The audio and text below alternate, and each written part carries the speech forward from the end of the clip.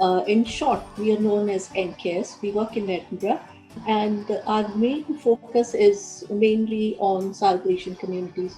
When I say South Asian communities, that is Indian, Pakistani, and Bangladeshi communities mainly, but we work for all ethnic minority communities. We have been running heritage projects in the past as well, where people who participated, they wanted to know more about the place where we live.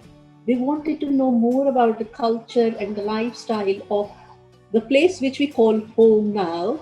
We should be exploring other religions. We should know about religion and culture of the place where we are living. So we came up with this project of heritage of religions in Scotland over the last 100 years. The key purpose of our project was to engage South Asian community, South Asian women in exploring the history of religions in Edinburgh for the last 100 years through at least 10 religious buildings such as a church, mosque, temple, synagogue, or Orthodox Christian church. Initially, I think when the project started, the purpose of it was that we would have majority of it outdoor. We would be going out and about, and we will be engaging in a meaningful way, in an aspirational way, and we will be able to touch objects, we'll be able to speak to workers, we'll be able to connect with buildings, we'll be able to listen to guides. But COVID has brought not only a little bit of change, but a lot of the change that we had to quickly embrace. So our initial work started very well. We engaged with the media project. So it's really important to get the volunteers involved. So we did 2 media sessions. The first one was to obviously get the ladies to train how to use cameras, which was a bit of fun. So it was an exciting and fun session to get them involved. And at the same time, give them a training on how to use cameras and how to photograph each other.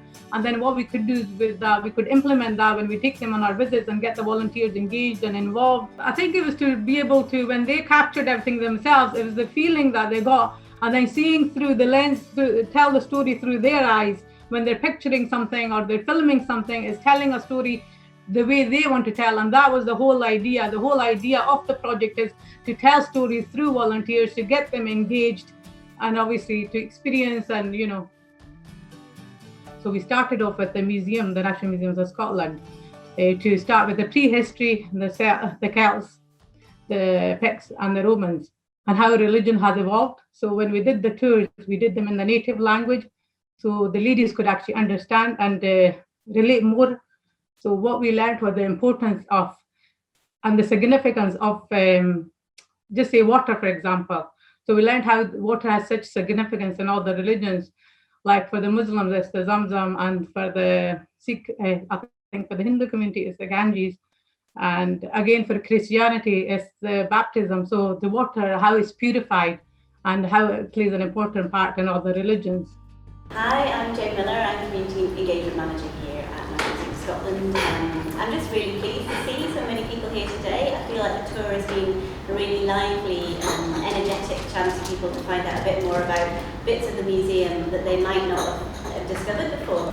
The tour was very interesting and very informative, and I liked the most was the Arthur seat, where they found those small babies in the cradle. That was really unusual. The tour was very well organized, and I enjoyed that tour and learned many things about the Scotland and Scotland history.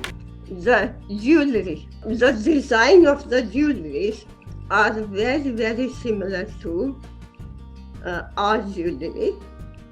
I'm in Hinduism. I will try to take my grandchildren to the museum now and just make them learn or to know a bit more history of Scotland. And alongside that, we engaged with the National Library to look at how we do the researching and how we look into archives of these places to understand that if we are looking for any specific information, how to go about it. And they were amazed. I mean, they were overwhelmed. One of the ladies, she was so overwhelmed, like to be actually able to hold the manual in her hand. You know, the sheer excitement of the visit. You would never think you'd get that kind of excitement in a visit to the NLS. But it was amazing to see these women, you know, so overwhelmed with the information and the books that they could borrow and the books they could touch.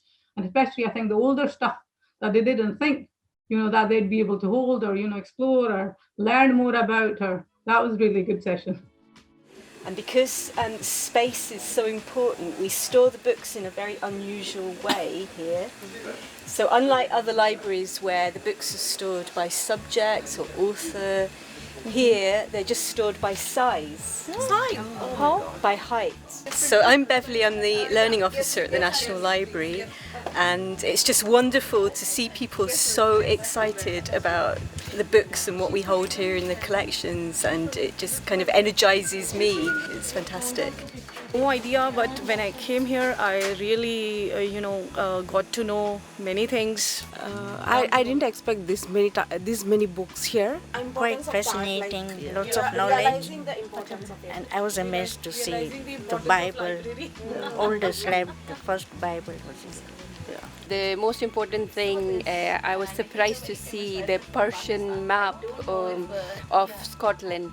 I really enjoyed that day. I never seen so old books before like that, and so nicely they kept it. Pleased to see all this, which is I never seen in any other library. It's good to know that it's one of the largest library in Europe, and they have got 15 floors.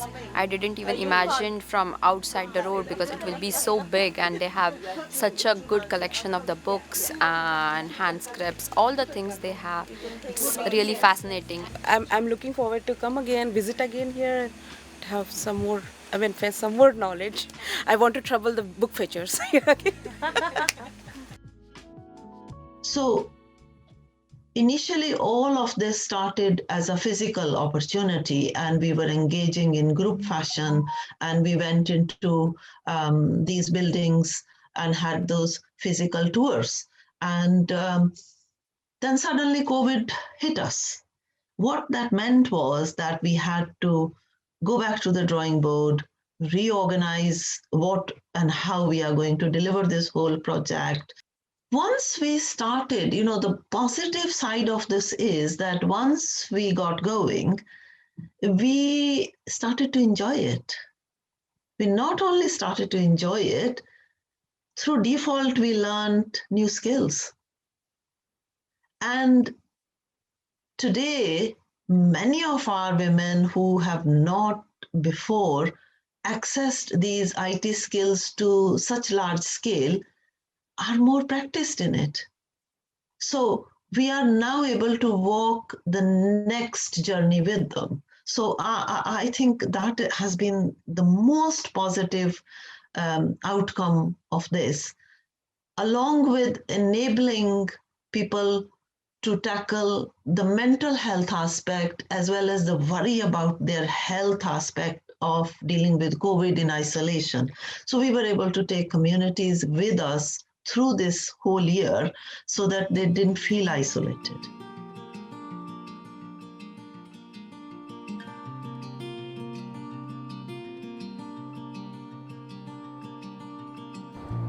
We're invited on a journey by NKS, the story of religion in Scotland, here in the capital city.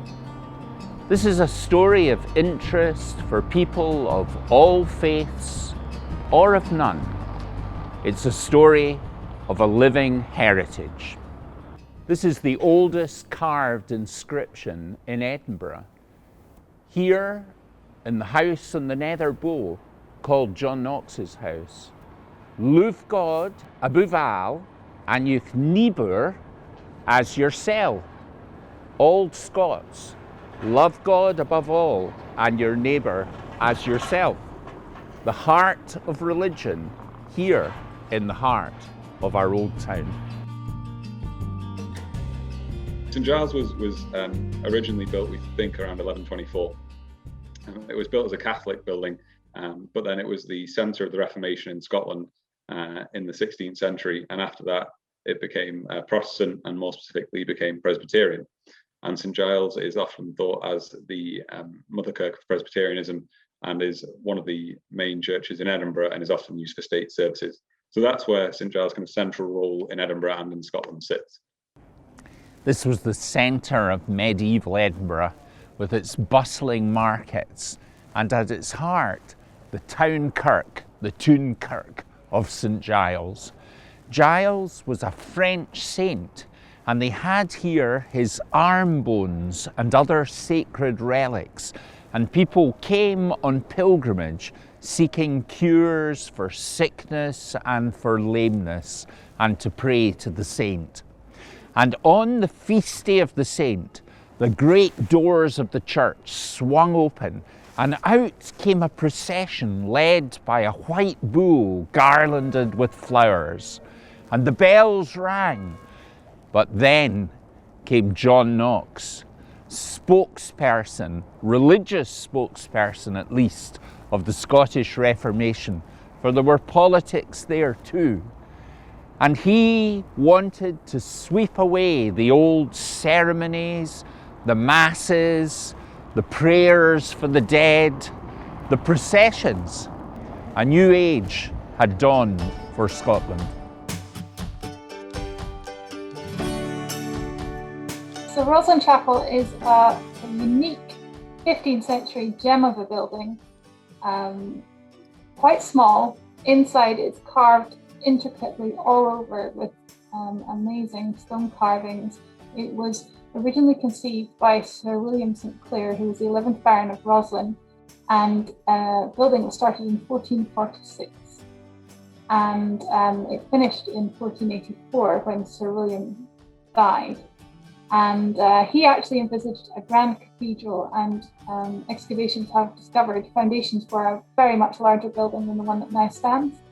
But when he died, his son, Oliver, decided not to carry on with the building. We don't really know why, whether it was money or lack of interest, we don't know. So building stopped, and we have what was built in that time, which is this amazing, wonderful little chapel.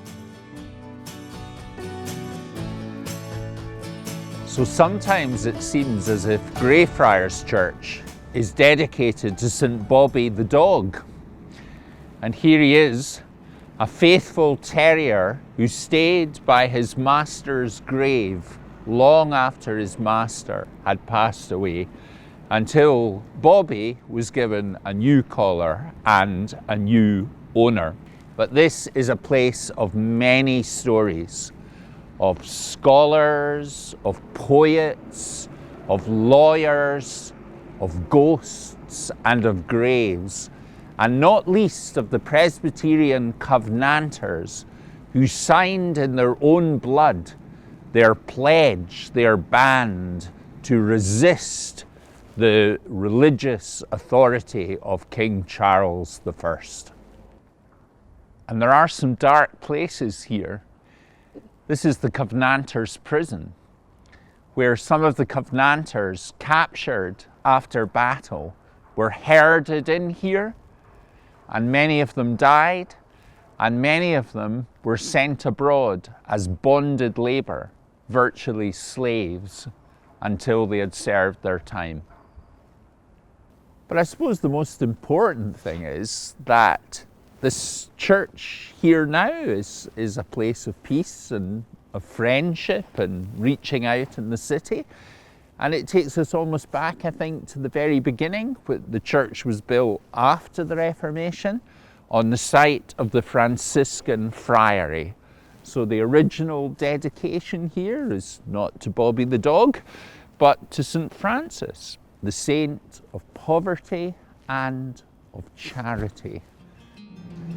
After the Protestant Reformation, there was another conflict between the Episcopalians, who wanted the church to be led by bishops appointed by the king, and the Presbyterians, who wanted the church to be led by ministers elected by the congregations. In 1688, the Presbyterians won when James II and VII was exiled. The Episcopalians had to leave their Cathedral of St. Giles, and they came here to an old warehouse to set up their new Scottish Episcopal Church. These Episcopalians, almost hidden away, were to become the Jacobites, the supporters of the exiled James. In time, the church established its own community here in the old town, reaching out to the people in the crowded closes. The church became a mission church to the East End, as it were, and it built a large community. Sadly, you can see this from the long list of names on the war memorials. And still to this day, Old St. Paul's has its dramatic interior and its distinctive tradition of worship. So many people came here to the old town in the 18th and the 19th centuries. It became very crowded in the old closes and courts.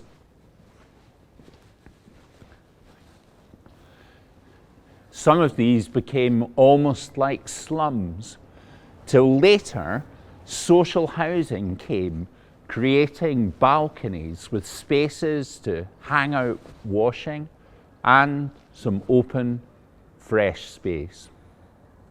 So as we've seen, sometimes this involved changing older buildings.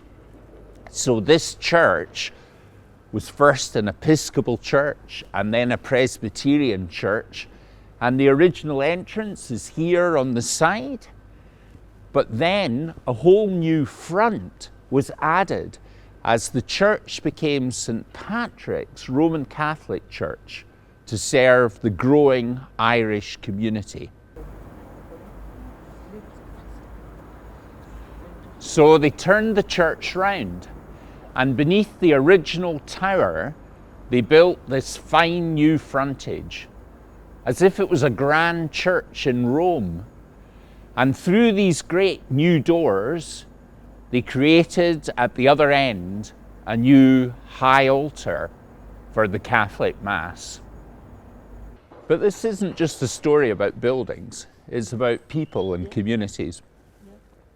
So at the start of the 20th century, there was a young woman lived here, Margaret Sinclair. She was a working girl. She worked as a furniture polisher in a factory. But after the First World War, Margaret's fiancé came back from the trenches, shell-shocked, traumatized. She wasn't able to marry. And she took a big turn in her life and became a nun, a poor Clare. And she died very young down in the house in London, the Poor Clare convent. But her devotion inspired many people, and they began to pray in her name. And now, a century later, Margaret Sinclair is on her way to becoming a saint of the Roman Catholic Church. And her body was moved from the cemetery out at Livingston here to St. Patrick's Church, to the community in which she lived. And now there is a shrine to Margaret Sinclair, a place of prayer and honour in her name.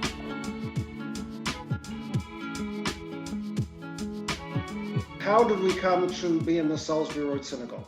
So around the First World War, there were several synagogues in Edinburgh. And after the First World War, they decided to come together, and most of them formed a united community in the 1920s.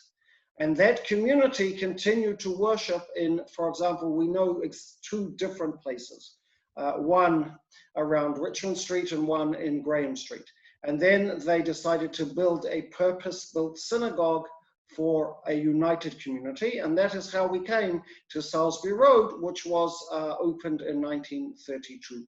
And so we have two parts of the building, which is the synagogue upstairs and the community center downstairs.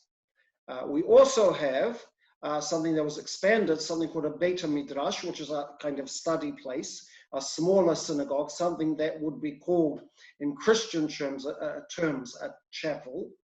And that was extended in 2012, so quite recently, and within the last decade, in order to create a nice space during the winter to have services on a Sabbath morning, on Saturday morning. The War Memorial actually isn't a religious building. It's not it's a secular building. The First World War, Second World War and subsequent wars aren't about honouring Christian dead. They're about honouring all dead, regardless of creed, colour, or anything. The memorial itself, as I said, was opened in 1927, and we are responsible for running services and looking after the books of remembrance in the memorial, which commemorate every Scottish soldier, sailor or airman or woman that's died since 1914 right up to the current day. So like the guys and girls who died in Iraq and Afghanistan are commemorated in the memorial up until the present day, and we added a new name last year for a female soldier who was killed in Iraq. So unfortunately, we're still adding names.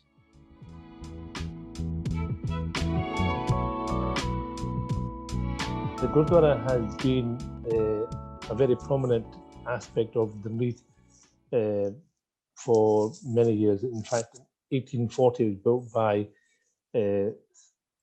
Gladstone family.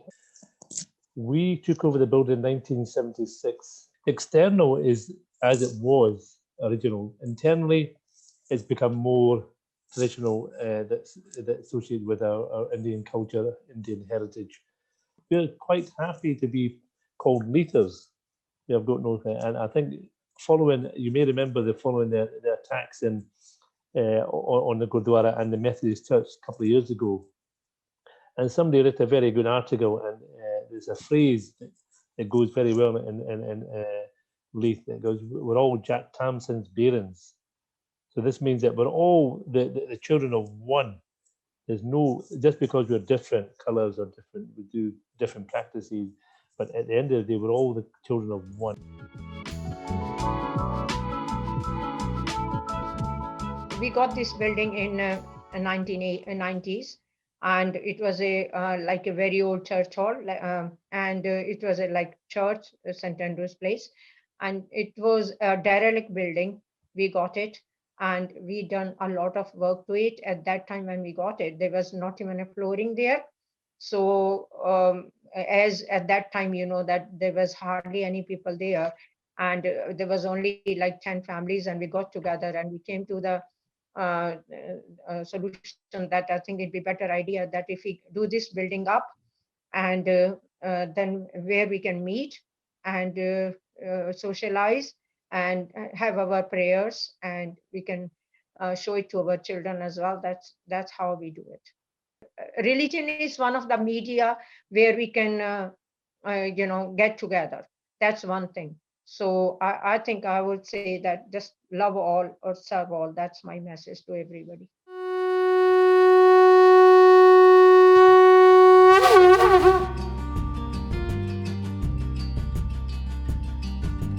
If you just take in the actual structure, so Majid, I would like you to come on this side and look at it from the front of the mosque here at the top. So again, it's a blend of both. You know, we have a church structure, okay, where God is still being worshipped inside, but it's being used as a mosque. Call it gentrification or call it recycling the building, but it's being used to its full potential at the moment. Now, a little bit about this prayer hall before Majid you pan to the roof. This used to be originally a church, then it was to a school, and then from the school was brought into a mosque. Alhamdulillah, the Muslim community preserved a lot of the original architecture that was within this church itself. So now, Mr. Majid, if you'd like to pan to the roof and show the audience the grand architecture. So the original beams, the original woodwork, is beautiful.